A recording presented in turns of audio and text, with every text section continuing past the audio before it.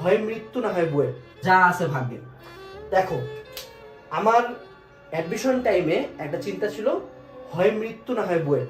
এই চিন্তাটা অনেক অনেক খারাপ বলবে, বুয়েটের যেতে কি হয়েছে, এই এত ডেসপাইটের কারণে মানুষ সুইসাইড করে, হ্যান ত্যান। এগুলো রিয়েল লাইফে খাটে না, এগুলা ফেসবুক কমেন্টে খুব ভালো শোনে, ইস অ্যাডমিশন নিয়ে এত পাগলামি কেন, এভাবে না বললেও পারতো। But at the end of the day যে মানুষগুলো এগুলো লেখে না, এগুলাই আসে ঠিক তোমার অপমান করে, কিরে তোর চান্স হইলো না। এই মানুষই আবার ফেসবুকে কমেন্ট করবে ভার্সিটি ম্যাটার করে না, কিছু ম্যাটার করে না, at the end of the day তোমার হ্যাপিনেস ম্যাটার করে।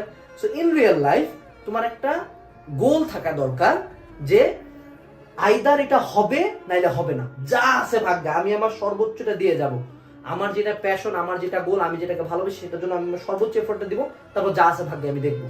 এন্ড ভয় পাওয়া যাবে না। যে দেখো আমার বয়স 23, এই বয়সে আমাকে অনেক একটা যথেষ্ট বড় বিজনেস সামলাইতে হচ্ছে, একটা জিম করতে হচ্ছে। যখন আমি একটা 80 কেজির বেঞ্চ প্রেস বুকের উপরে নেই বা 110 কেজি নেই, আমি জানি যে আমার এখান থেকে সকেট থেকে হাতটা খুলে আসতে পারে। আর আমি কি চিন্তা করছি, হয় উঠবে নাহলে মরবো, যা আছে ভাগ্যে। সো এই মেন্টালিটিটা দরকার যে লাইফের যে কোনো গোলে আগানোর জন্য তোমার এই সাহসটা থাকতে হবে, এই ডেডিকেশনটা লাগবে যে হয় এটা হবে নাহলে শেষ, আমার লাইফ এখানে শেষ।